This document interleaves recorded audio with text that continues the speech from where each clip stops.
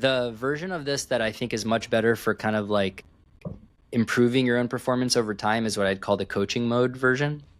So one of my students in my course, I loved her workflow, and she was successful in the interviews.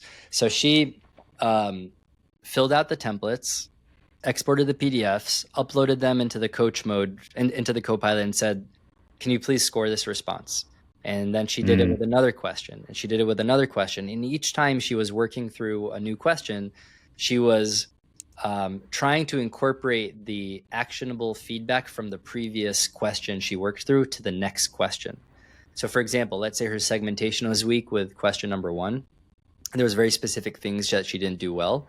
Then when she was working through question 2, she incorporated that feedback into how she worked on question 2.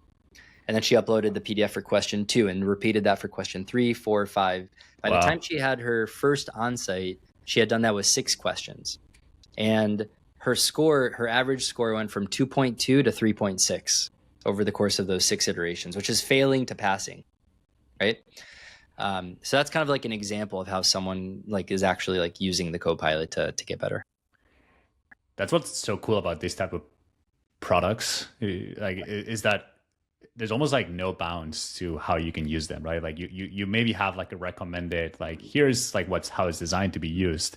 But given that the chat interface with attachments is so flexible, like it's really cool to see like all these like other ways that are very creative, but also super useful and helpful. Yeah, and actually another use case for this is someone, I posted about this on LinkedIn, and I sent an email too, so it's out in the public, but I spoke with someone who bought my Copilot to prepare for Stripe's interviews and actually land the Stripe offer.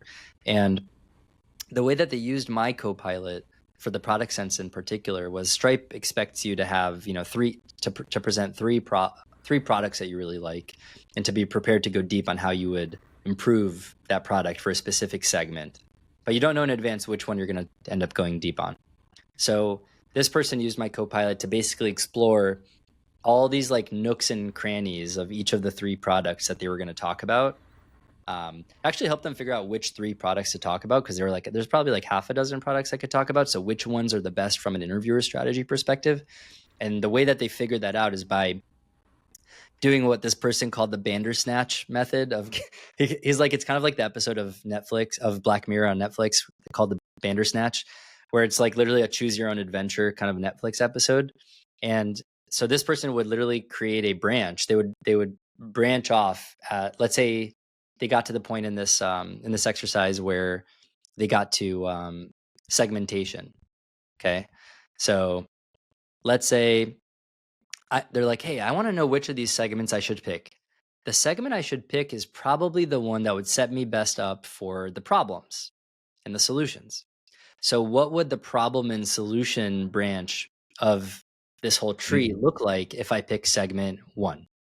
And what would the problem and solution branch of this whole exercise look like if I were to pick segment 2?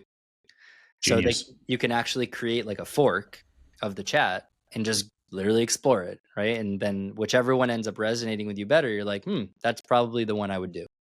And you basically simulate every single branch, and then you pick the one that you like.